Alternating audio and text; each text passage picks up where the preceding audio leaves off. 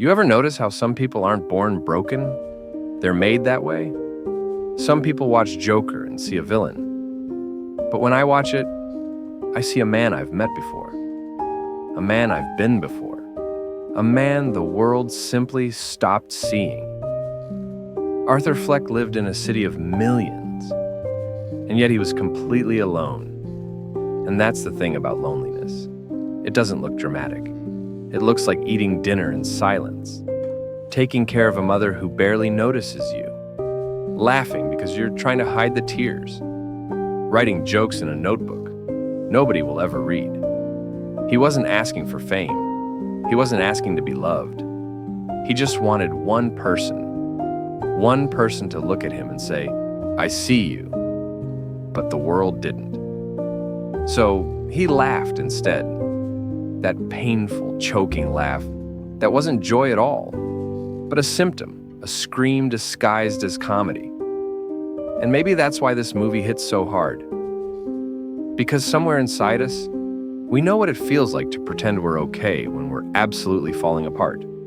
Arthur wasn't dangerous, he was invisible, and the world treats invisible people like trash.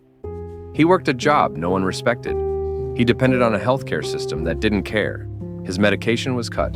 His therapy was cut. His support, gone. And when he asked for help, the city looked him dead in the eyes and said, "You're on your own." That's the part everyone forgets. Joker isn't a story about a man suddenly going insane. It's the story of a society that failed him in every way possible. Mental health, poverty, community, family. Every safety net snapped until there was nothing left to catch him. And you wonder, how many Arthurs are walking around right now, just trying to keep it together? Joker is terrifying because the shift is so slow. One humiliation, one lie, one betrayal, and the cracks in Arthur start to widen. The fantasy of a better life fades. The truth about his mother destroys him. The beatings, the constant disrespect. The way everyone treats him like dirt. It's too much. And this is the moment the movie becomes hard to watch. When you realize Arthur didn't break because he was weak, he broke because he was human.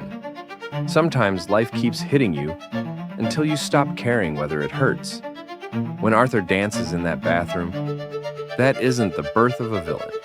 It's the death of a victim. He's not celebrating.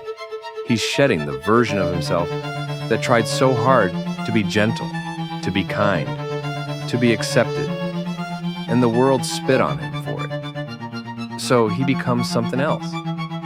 The stairs he used to climb in misery become a stage. The paint becomes an armor. And when he walks onto that talk show, he's no longer asking to be seen.